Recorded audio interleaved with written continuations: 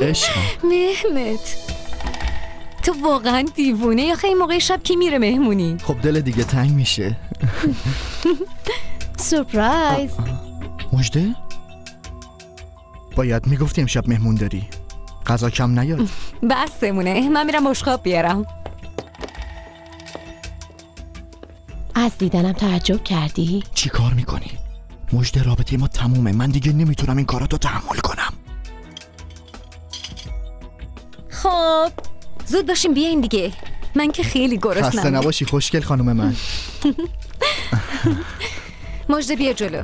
خدافظ عزیزم. خدافظ. عجب دختر لجبازیه ها. شش. بذار یکم اینجا رو جمع و جور بریم کنم. تو اتاق خواب. معلومه که نه. بریم دیگه. ای حرف بی خود نزن. یاسمین جدی میگم دیگه تحمل ندارم، میفهمی؟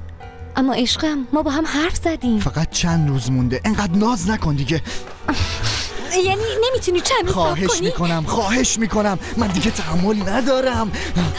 نمیفهمم چرا این کارا رو میکنی مهمت؟ هیچ زنی با مردش این کارو نمیکنه. مهمت خواهش میکنم ولم کن، ما با هم حرف زدیم. اصلا مهم نیست، من تو رو میخوام، میفهمی؟ گفتم خواهش میکنم. تو که میدونی این موضوع چقدر برای من مهمه. مگه من همه چی رو برات نگفتم؟ 10 روز نمیتونی تحمل کنی؟ خیلی خوب باشه، فهمیدم، صبر میکنم. ببین مهمت عزیزم، نمیشه انقدر بد اخلاق نباشی. یعنی فکر میکنی من دلم نمیخواد با تو باشم؟ اگه میخوای پس چرا انقدر ناز میکنی؟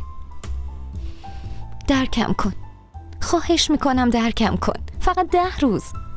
باش خیلی خوب، 10 روزم صبر میکنم. ما که تا حالا صبر کردیم، اینم روش.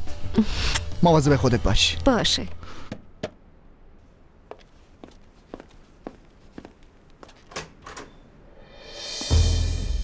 سلام.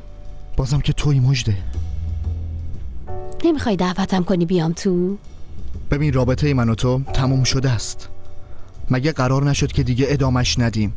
من هفته دیگه ازدواج میکنم. ازدواج. پس برو.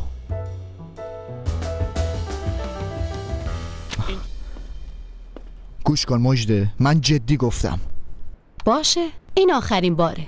هر دفعه همینو میگی. تو هم چقدر بدت میاد.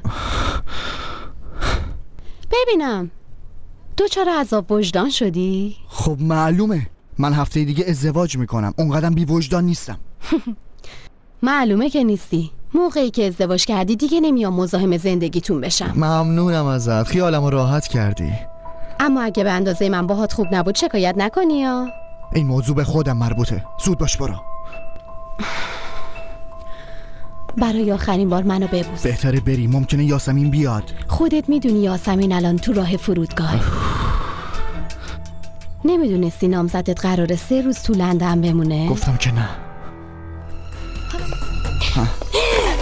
خدای من، مگه تو نباید الان فرودگاه باشی؟ تو چیکار کردی؟ یاسمین اشتباه کردم. ما قرار ازدواج کنیم. قرار هفته دیگه ازدواج کنیم. یاسمین اشتباه کردم. خجالت نمیکشی؟ تو دوست من بودی. راستش من نمیدونم چی شد. اومده بودم که چطور تونستین این کارو بکنین؟ چطور تونستین؟ یاسمین تو حق داری، اما یه دقیقه من گوش بده. به من دست نزن.